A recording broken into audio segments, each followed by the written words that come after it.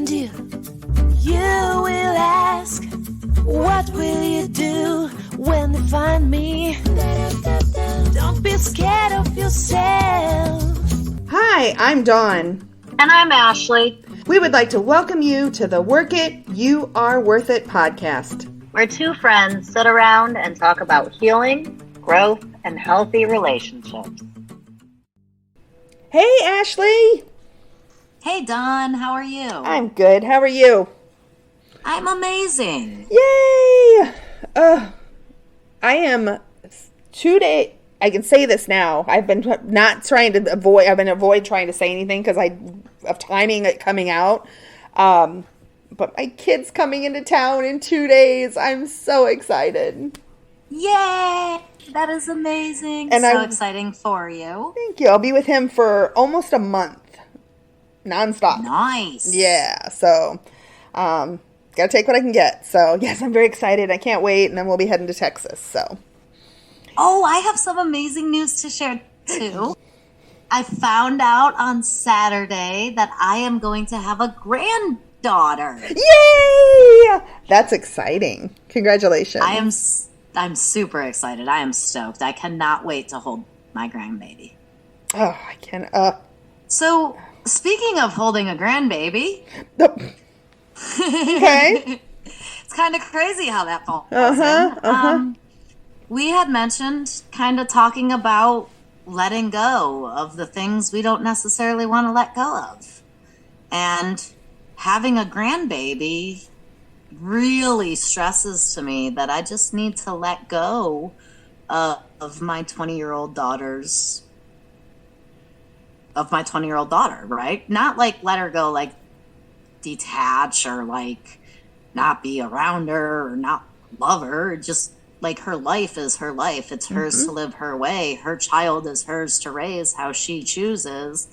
And at this point, she's about to be a mom. She's about to have a little girl. If I didn't already know it, which I did, realizing that I'm about to have a granddaughter and putting her gender, her sex, however we say it, to that idea, instead of just saying grandbaby and to be able to say it's a granddaughter, it just cemented for me that my daughter is about to be a mom and she is an adult and I just need to be able to let go. Even when I don't want to, even though I don't want to. It's not that I don't want to. Maybe it is. I don't know. I guess it kind of is that I don't want to, right? Because she's my world. She's my everything. Yeah. It's really hard to. When Dylan was here and he lived here, it was different, right? He was still down the road. He still popped in a couple times a week or, once a week. And he was close and he was all of this. And when he moved, it was, and I know you and I've talked about it. And, I've shared the story on the podcast about how him and I had like a horrible fight when we got there. And he did not act in his best, he wasn't at his best frame of mind. I wasn't either, but I was still trying to control. I didn't want to let go. I was leaving my baby. My ride or die. It's just been him and I for, was 28 years and I'm leaving him and I got to come home and now he's not coming with me. Yes. I find that I get into my most character defect state when I am trying to not let go of something that I have to let go of. Yeah. And it's definitely harder with kids. I agree with you.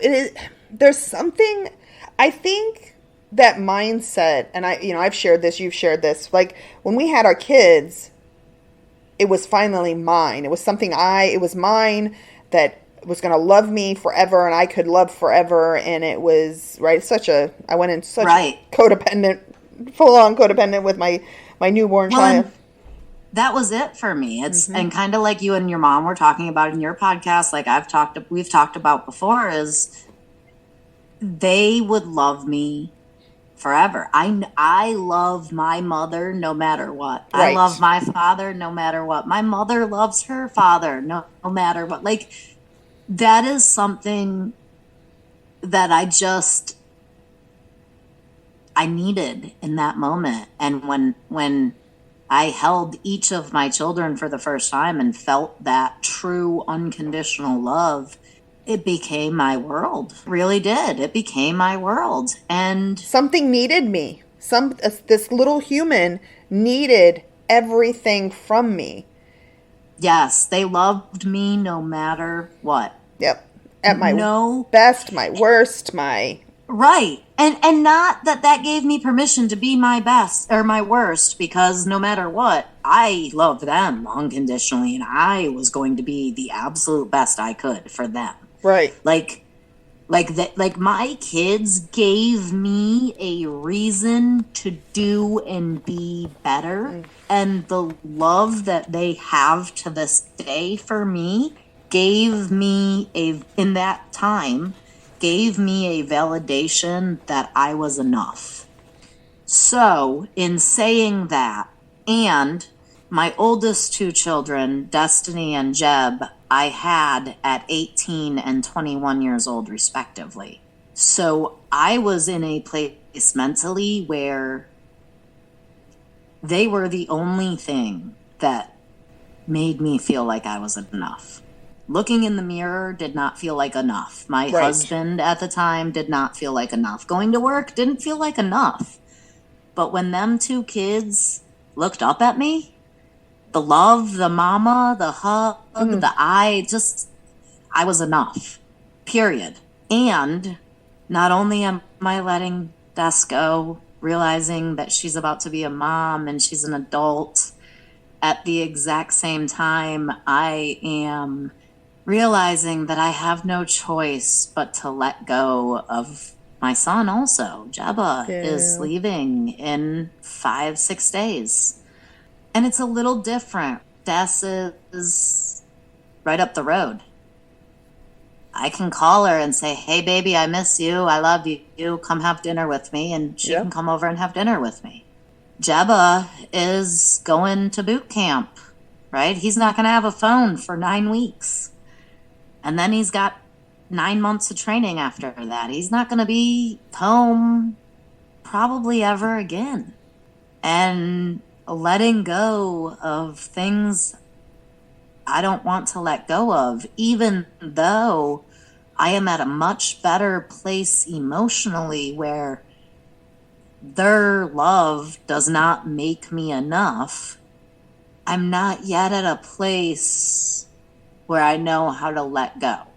I mean, I'm getting there. I'm working to it. I know how to do it. The tools are here. That's a great way to say this. What are the tools? Let me be quiet for a minute. Dawn, what are some tools? Well, sorry. You're good. I totally forgot that we were doing this. I was just so engrossed in what you were saying. I was all in my feels and the whole bit. So you caught me there. I think you said one thing that I think is the biggest tool is finding how you are enough. I am enough. That tool, that getting to that point, because I think there's where, for me, has always been the struggle with, right, and you said it, with my kids, is I wasn't enough, just me. So I was defined as a mother, right? I'm defined as a mother. I'm defined as an accountant. I'm defined as a codependent. I'm defined as, right. But that isn't all Dawn is. Dawn is meant... So... Go ahead. Sorry. Dawn is what? No, Dawn's got to figure out what she is. And so I have to implement tools to be able to do that. So tools are finding like-minded people like you, that I can share and have this intimate conversation with, that's somebody that gets how I feel about my children. Sorry. So I before we go further, the first tool that you said that I heard was figuring out what you're struggling to let go of, figure out what you get from it, and then figure out how you can get that without it. Right. And then the second tool I hear you talking about now is a trusted, healthy friend. Correct. And not just a trusted, healthy friend leaving. With Jeb leaving this weekend, it'd be hard to go to someone that doesn't have children. Correct. They just won't get it the same way. Exactly.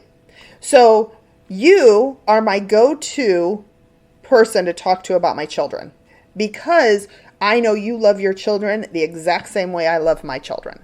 Yes. We are very similar in that way. So finding a like-minded, safe friend that you can actually have a vulnerable conversation with, you'll challenge my thoughts.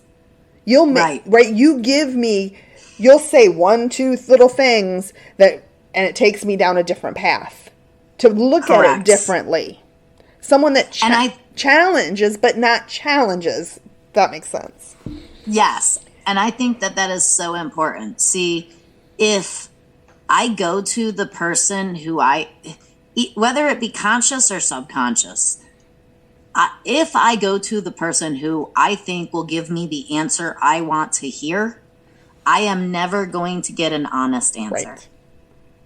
If I go to the person who may not be my absolute best friend, but will always be honest with me, then I'm going to get a different perspective that may or may not agree with mine. It's important to be very careful who that healthy, trusted friend is. And the other side of that too, Dawn, if I go to someone who is unavailable, I love Nick. Nick is amazing. He is absolutely amazing. He does not understand why I am struggling so hard with Jeb leaving. I mean, I think he understands it and he tries really hard to be empathetic, but he just doesn't know what to say. He doesn't know how to act. It's just not his forte. There's a difference, I think, going to a man versus a woman as a mom, right? I need to go to another mom. Yes. Moms understand moms. And like I said, that's why I can come to you and I can talk about this. I can't go to a male friend. I can't go to, right? It's not going to work because, again, now it's not a like-minded person. Sadly, women and men think differently. We think. Right. And so we have to remember, what are we going to this person for? And do they have the capacity to be able to relate to my situation? That's a go ahead. Big thing. Not just do they have the capacity to relate to my situation, but do they have the capacity to provide what it is that I need? Exactly. I'm not going to come to you about dating. When's the last time you dated? I mean, it's been like 17 years. Right? Why would I come to you? Dating looks completely different than it did 17 years ago. Yes. So I would need to go to another individual that is out there actively or has been actively dating recently to talk about those struggles. That's nothing to do with you. Has nothing to do with you. Not at all. And you don't take it personal. You'd be like, why would you come to me? I mean, now I've been in a relationship and I have come to you with things, and again, through a very loving, healthy place, have challenged my way of thinking. Right. So but that's understanding what I'm looking for. It's understanding I don't just go to anyone anymore. I can't. Right. So a great analogy is you wouldn't go to the hardware store for milk, which we've talked about, but you could get milk at the gas station. Yeah. But why would you want to pay that price? Really, just go to the grocery store and buy the milk. Exactly. I could give you great dating advice. I could. But you're not necessarily going to come to me first for dating advice. Exactly. Now, if I want somebody to be honest with me, I'm coming to you first. I'm going to you, or I have another sponsee that I would go to first. And I actually am thinking my other sponsee is who I would go to for a dating conversation, because she is actively dating. She's in that world. She is living a healthy lifestyle, right? But I could go to either one of you and get hardcore reality. Like, you're not going to sugarcoat it for me. You're going to be like, let me give you another perspective. Like, whoa. Hang on here. Yeah. Yeah. See, and that's why my best friend is who she is. She will very quickly be like, Ashley, you're a little bit emotional right now. You might want to wait a minute. She is very like, hey, hold on a second. That I don't really see it the same way. What about this? Thankfully, thank God, we have that relationship with her. Actually, I've had that relationship with all of my friends in adulthood. Even the couple that I can think of offhand that I'm no longer friends with, we were still very, I am going to be honest with you. I am outspoken. And I think that comes from just being, up until here recently, I was a brutally honest person. And now here recently, I am much more authentically honest. Mm-hmm. And I think that just being that attracts those same like-minded type of individuals. Right. So going to the right person is a huge thing to consider when talking about letting go, and when talking about letting go of something that I don't want to let go of. And there's another aspect of where to go, and that's your higher power. I was just getting ready to say, so before we go much further, right, the third tool that I was going to say, I'm so glad you said it. It's like we read each other's minds. The third tool, in my opinion, is that I have to have a strong relationship with my higher power, especially when we're talking about human beings that I love, that I have to let go of, whether that be my children, a death, a loss, an addict, an alcoholic, whatever it may be. I have to let go of a human being that I love. And for me, if I did not have an unshakable faith that my higher power loves the folks I love and is the same higher power they have, whatever they call them, they are connected, they are the same, that is my belief. If I did not have the belief that my higher power loves them and will keep them safe and will protect them to the best of their ability, will do the right things for them in their lives, then I would not be able to let go. I would be trying to control my adult children from God only knows how many miles away. Work, I have to go to my HP for work. I have to, when I'm having a moment at work and I'm struggling, that's where I go. Because usually it happens so quickly, and I need to work, just get through it at that moment. Best place to go is my HP. Hey, I need anytime. You, right? You're right. I need you to take this from me. I need you to take this from me. So I used to struggle sleeping. I still take medication to sleep, but even with my medication, I would still not sleep. I would just constantly overthink, rehash the entire day. Conversations from a year ago, conversations that were going to happen in a year from now. Just everything was just da-da-da-da. Every night now, before I go to bed, I say to my higher power, I need to sleep. I need to get a good night's rest. I need to be able to function tomorrow. I need you to take everything that I'm carrying, and I need to let it go. And I'm giving it to you, and I'm not going to worry about it.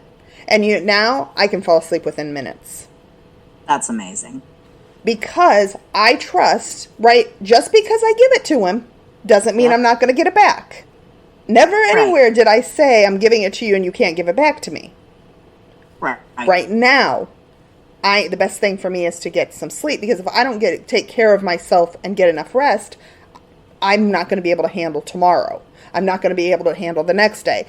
And I think that is another tool, is taking care of yourself. It's funny that you say that. It's not. It is. It's fun, not ha-ha funny, but funny like, I don't know. Oh, funny like odd. I don't know.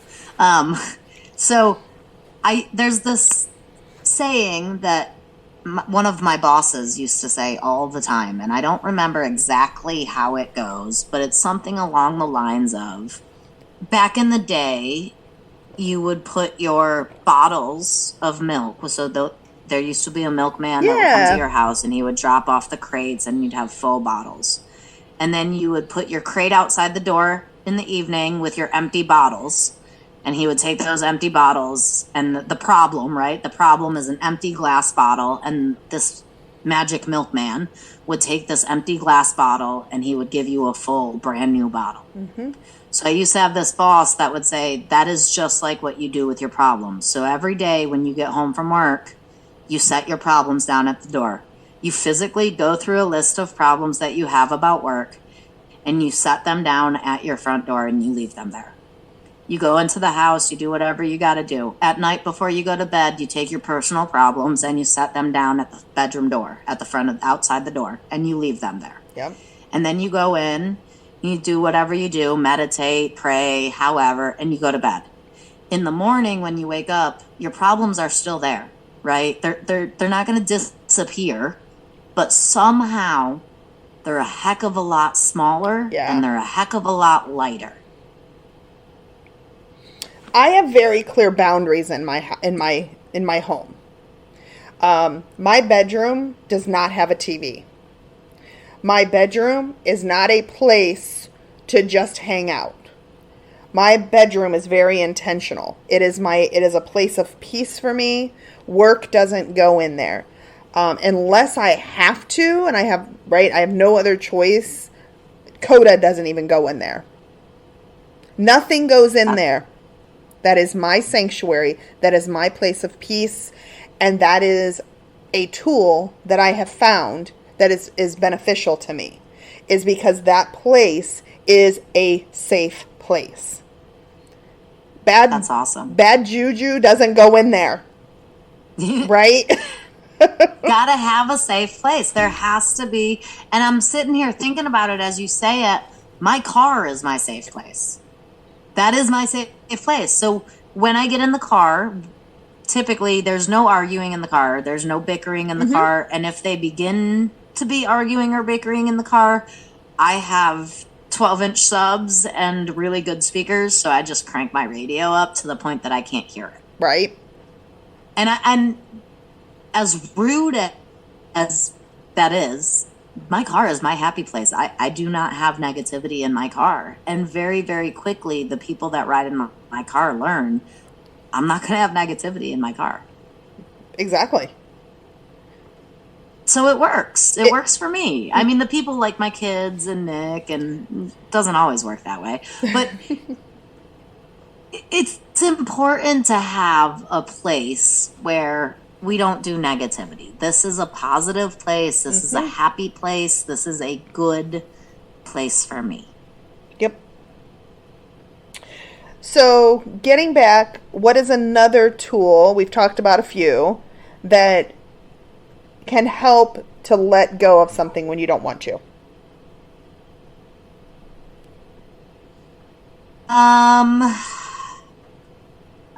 I would say journaling. Yep, that was the one I was going for. I was waiting. I was going to give you an opportunity. That's where I was headed. That's where I was headed too. Yeah, I mean, I would definitely say journaling, because writing allows you to get out the things that you don't even sometimes know you're thinking. Yeah. I had a sponsee that she struggled with journaling.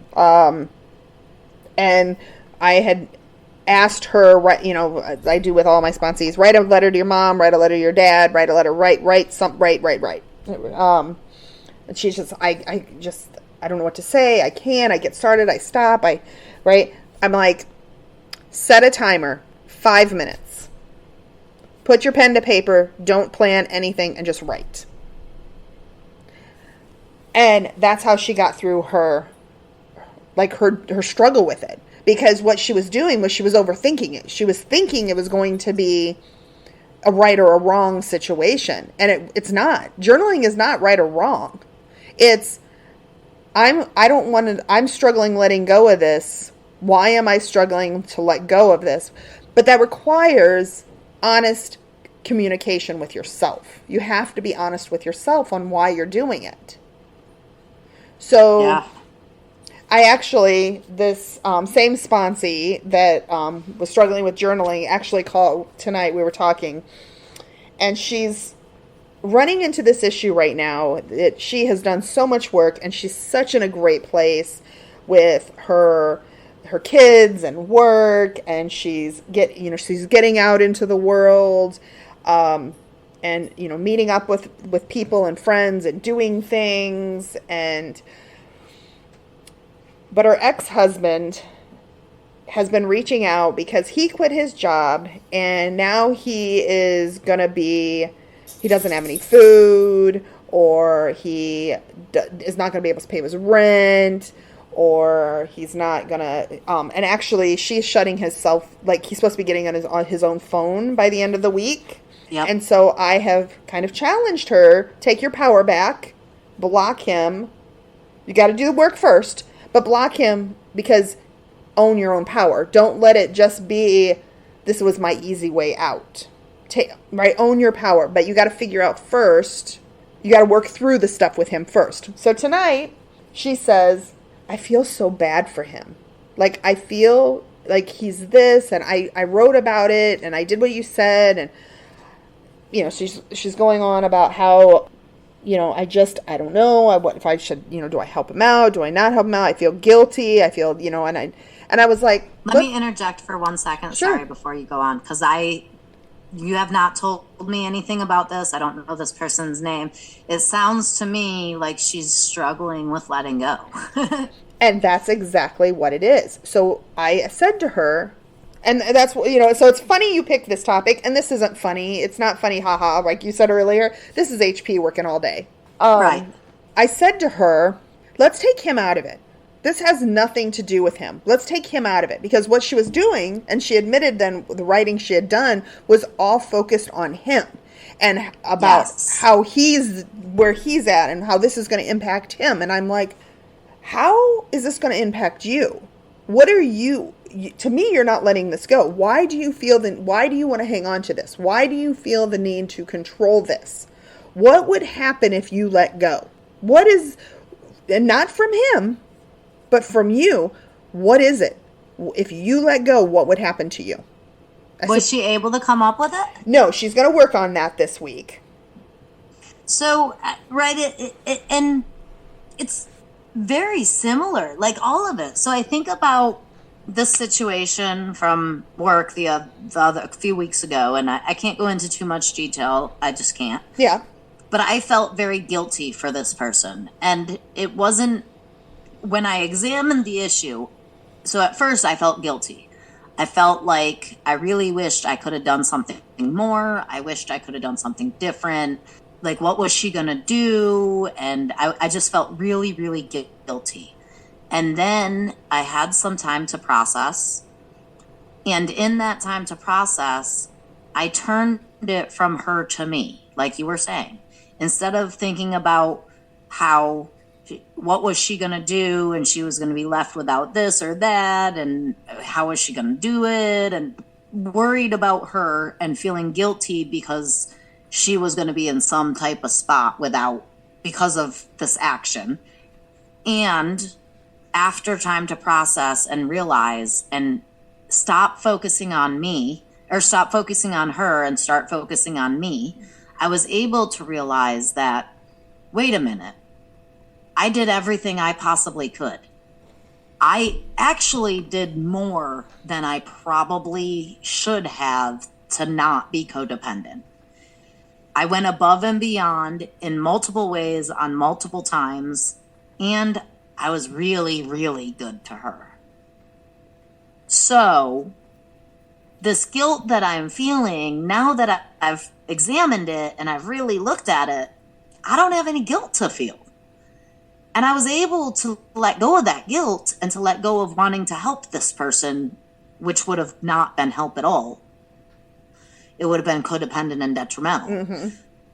And that didn't mean that I never felt guilty about the situation again.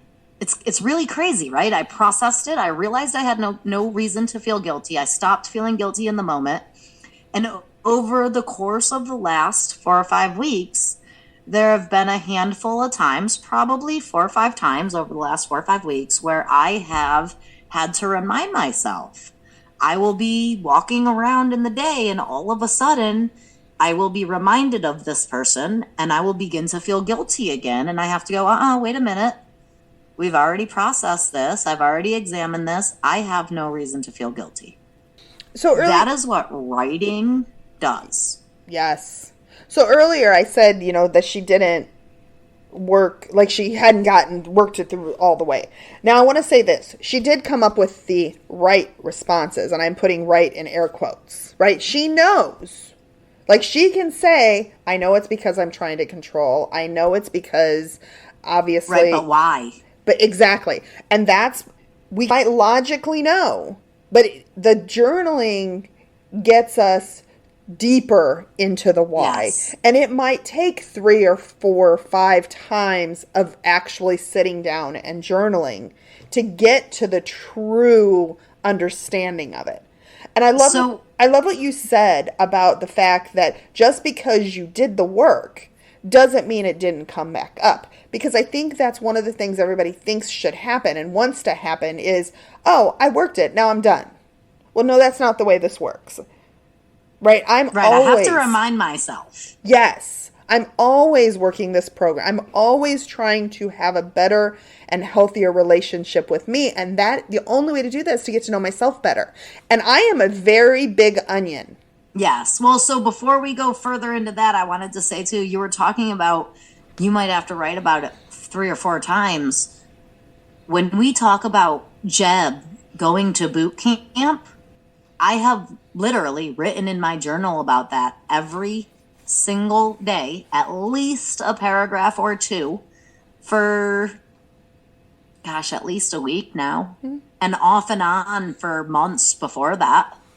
It might take 6 months to process something. It might take 6 months of writing every single day.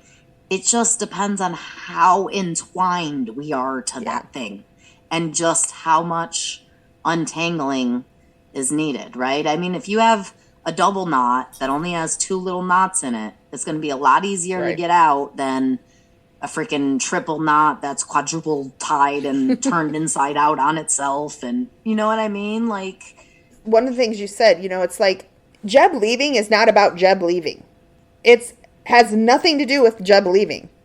There's something in you that you've got to work through for yourself. Jeb is leaving. That isn't changing. That's just is what it is. It has nothing to do with Jeb. Like, there's nothing wrong with Jeb. I guess that's what I'm trying to say, right? It's not about him. It's about... As you say that, I know how true it is, right? It rings very, very true in my heart. I can feel the tears in my eyes. I can feel the truth behind that statement when you say that. And as you say that, I am asking myself, what is it? What is it? What is it? It's not the validation. It's not the unconditional validation and love. That's I don't need that from him. I have that from him no matter where he is. I don't know what it is. I cannot yet touch. I know it's there, right? I can sense it. I can feel it. I know it's true. I know it's there, but I cannot yet touch what it is. And again, that's just going to take some more of these tools and some more of that journaling and some more discussion with healthy friends and processing. One of the things I've struggled with is, and especially with my kids, really with my kids, is when they, like with Dylan leaving, there was this feeling of, I shared this with you a while before when it happened, guilt.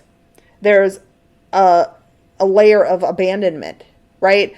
That where, another person is leaving me. I'm going to be alone. And it's hard. I think this is where this is hard with our kids because our worlds have been them for so long.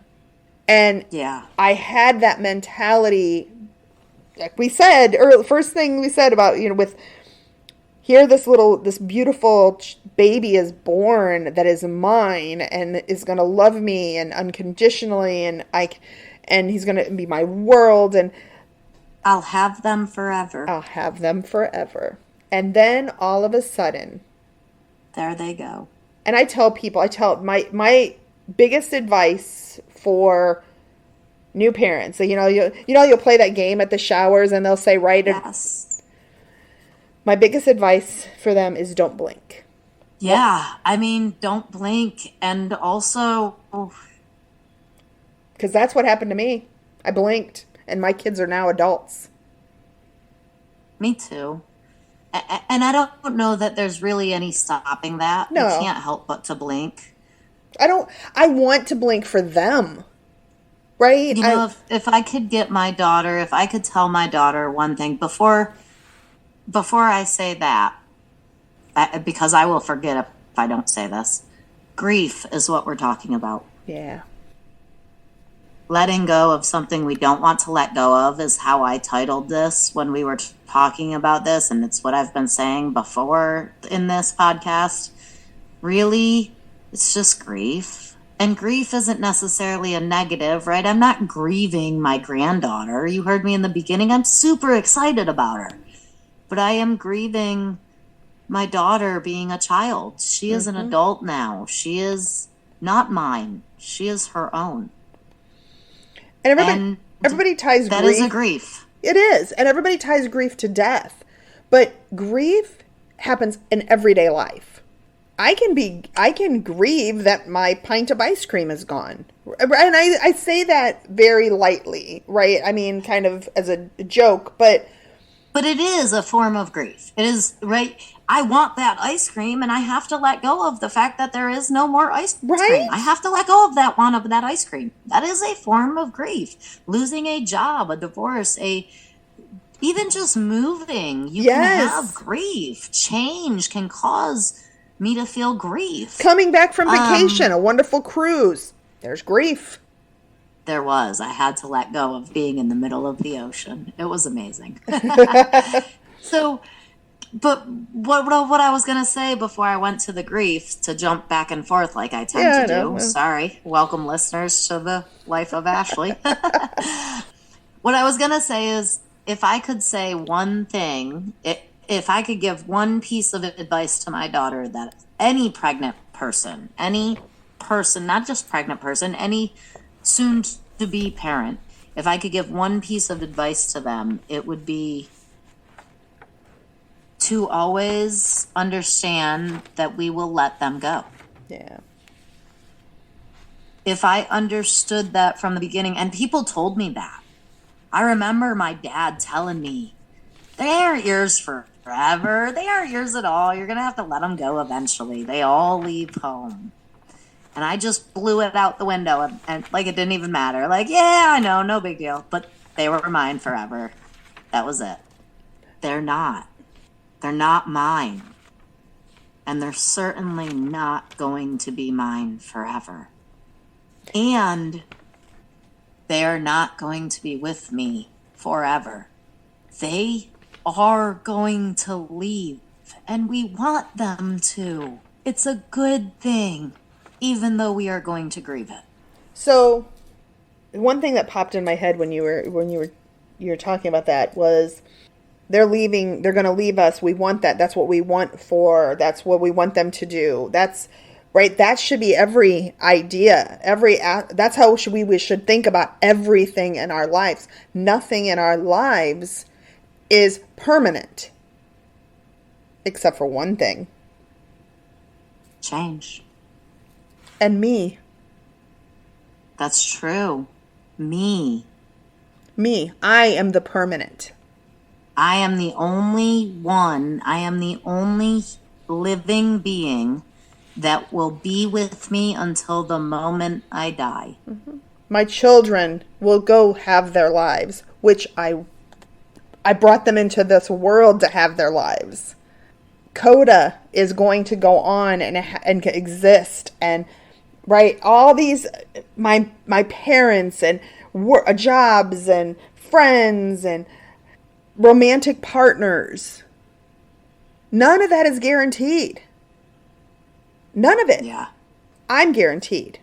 As long as I am taking a breath, I am guaranteed. So we grieve all of these things, but we don't take it back to what's important, and that's us. Why don't we grieve when we let ourselves go? Probably because we don't have ourselves most of the time, right? So I didn't ever let go of myself. I never had myself to begin with. I don't ever remember feeling as connected to me as I do here and now today. From a very, very, very young child, I was taught to sit down and shut up. I was taught to stop crying. It doesn't hurt. You're not dying. There ain't nothing to cry about. And your emotions are wrong. And in my situation, a lot of times, if those things were not done, then physical pain would follow. So there was no option. So from a very, very young age, I taught myself that I was wrong and I didn't like me. I disconnected. I separated. And therefore, I don't ever remember having myself in order to grieve letting go of myself. Yeah. That is a really good point. That is a very good point. Because I grew up hearing the very similar things. And one of the things, like, I never was taught that I had value. Nobody had to teach me to walk. Nobody had to teach me to crawl, right? Certain things we just do. That's just the way, you know. But to have value for myself, so how would I know to have value? How would I know that I was valuable if nobody teaches me I'm valuable? And that goes with my feelings being validated. My thoughts. That also goes very close to, No, you're good. That also goes very, very close to being good enough, right? Yeah. Being valuable is, I would come home. I remember there was one time, not one time, several times.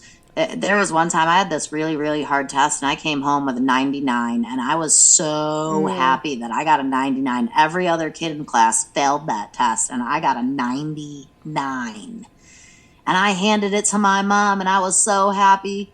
And she lost her crap because I didn't get the bonus question and I would have gotten 104 if I'd have gotten the bonus question. I was not good enough. It was never enough. And every time I started to do, every time I reached that goal, the line would move 5 feet. Yep. Right? Okay, you got this. Now you got to do this. And there was never it was just never enough.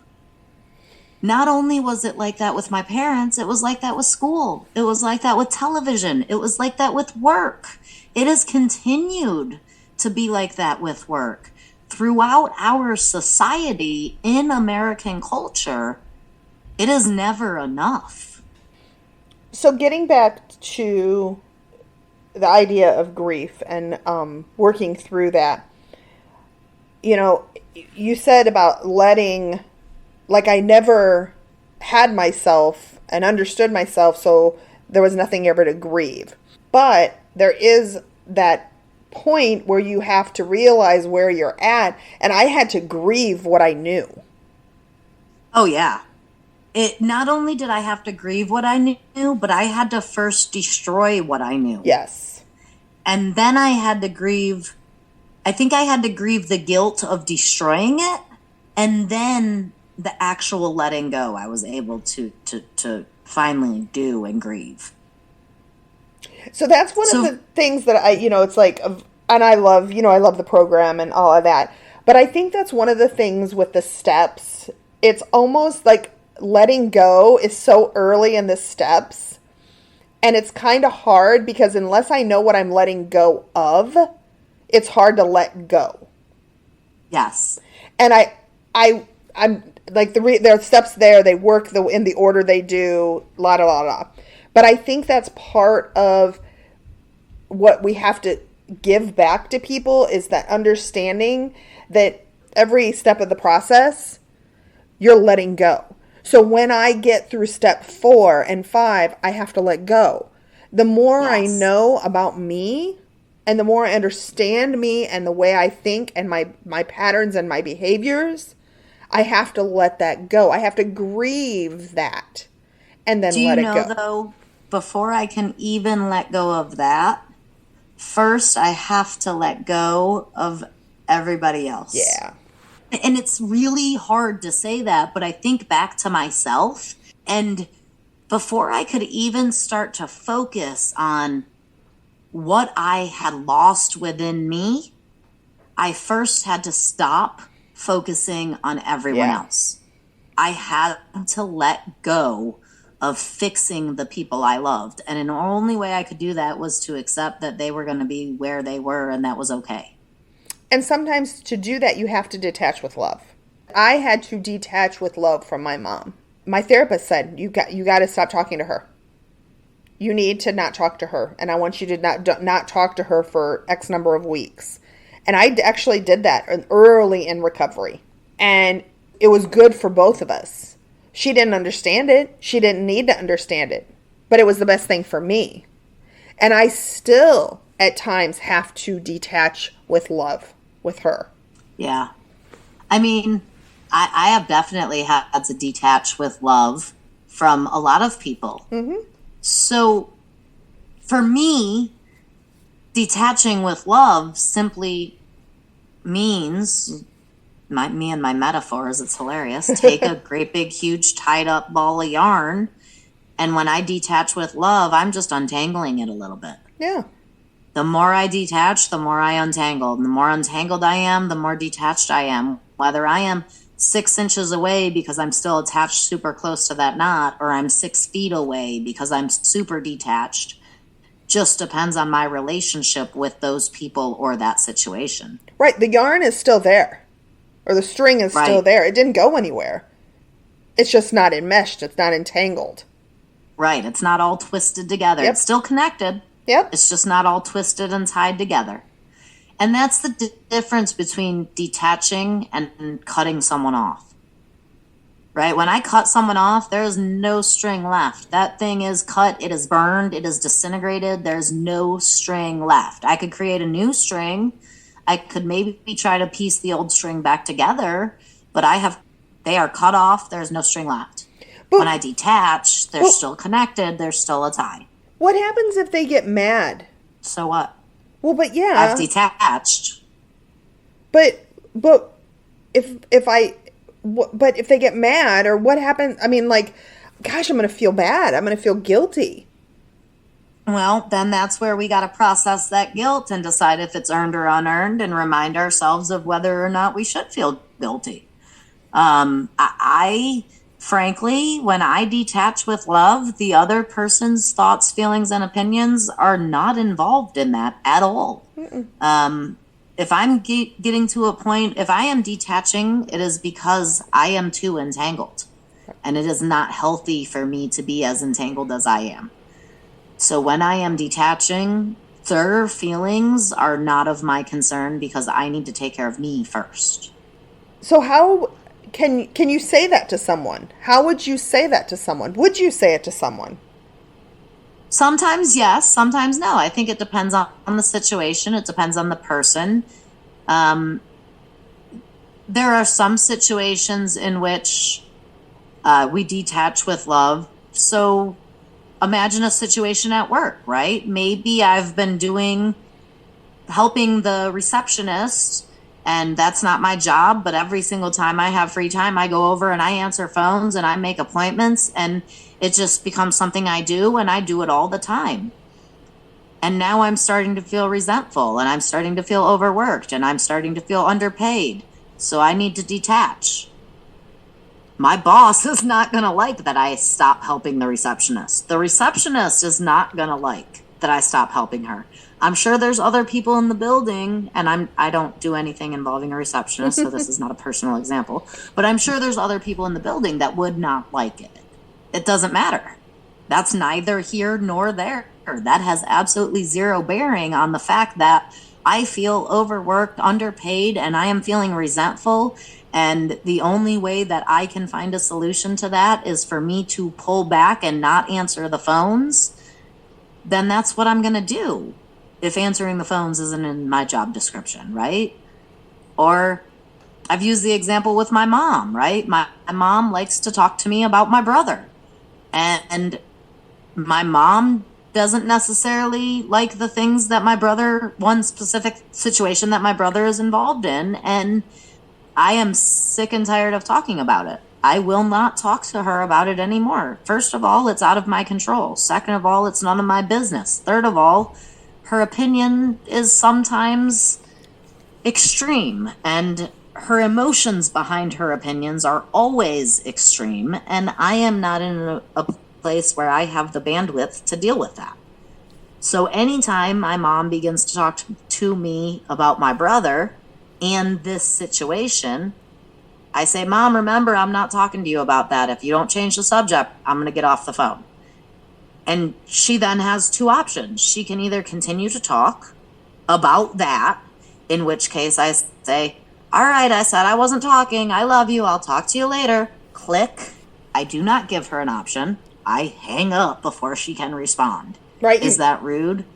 No. Maybe. I don't think it's rude. Maybe it is. I don't care. Right? I'm telling her I love her. I'm creating a boundary, and then I hang up. Exactly. And you created the boundary. I love you. I said I'm not going to talk about this. I love you. Goodbye. Done. That's it. And if she chooses to change the subject, I'm not angry because she brought up my brother in that situation. I don't hold that any resentment because she brought it up. I clearly stated I wouldn't talk about it.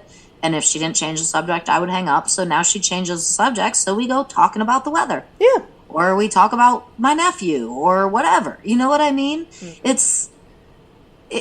It's a lot more difficult in my head than it is in practicality. It took me 5 years of screaming, yelling, and fighting with my mom before I realized that the end call button is really easy to press. She doesn't have to agree to it. Nope. All I got to do is hit end call. Why would I expose myself to someone who I do not feel good when I am around them? Disconnect, detach, remove. Doesn't have to be permanent. It could be situational. It could be, right, maybe I'm with an alcoholic and I don't like it when he drinks. So when he drinks, I go away. The more he drinks, the more I'm gone. Maybe I'm never home. Maybe we're divorced. Who knows? It works its way up there. It could be progressive. That's the word I was going to say. It could be situational. It could be progressive. Circling back to the conversation with our kids, I can do that. I love my kids with all my heart. I will be there for them whenever they need me. But I can also detach with love with them. If they're engaging or interacting or behaving in a way that I'm not comfortable with, all right, if you want to speak to me that way, I'm out. And I turn around and I walk out. And I know you have had this, I know you've talked about it in a situation, and I'm trying to remember what the situation was. One of the kids. With Destiny. Yeah, I think it was. And I'm just trying Yeah, with Destiny. Right, it's not that you don't love them. You still love them with all your heart.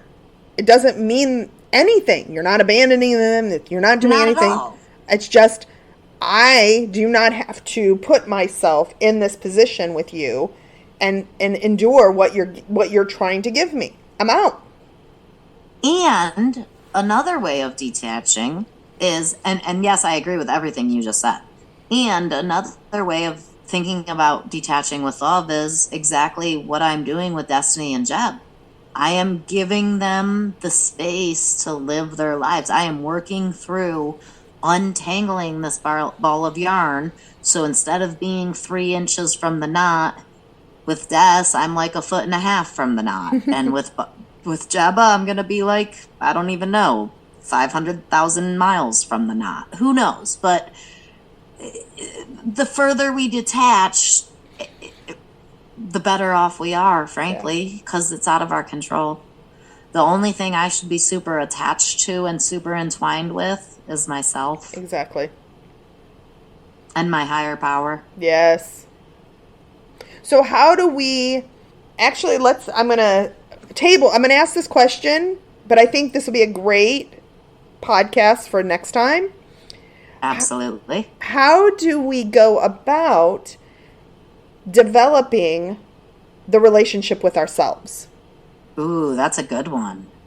I'm going to write it down so I don't forget. I'm texting it to you right now. Literally. I think that is an amazing one. Let's think about that this week, and we'll be talking next week about how we develop the relationship with ourselves. All right. Sounds good. Ashley, I will be thinking of you this week. Mama, you did good, baby. You did good. Thank you. I will be all right. I will be all right. Oh, yeah. That I'm not even doubting. That's not Next saying... week will be interesting because I drop him off Sunday night and he gets on the plane Monday morning and we record Monday evening, so. Nobody said it's not going to be hard. But... That's it. It'll be all right. Thank your son for doing service for our country. I'm honored to have heard so much about him, and I can't wait to continue to hear about him, and I wish him the best of luck. Thank you. All right, everyone. I hope you all have an amazing week. And Dawn, it has been another wonderful conversation, as always. Yes, it has. And have a great week, and I will talk to you soon. All right. Bye. Bye. We would like to thank you for joining us on this journey of self-discovery. Visit the Work It website at workityouareworthit.com to submit your questions and topics for future episodes. And remember, work it because you are worth it.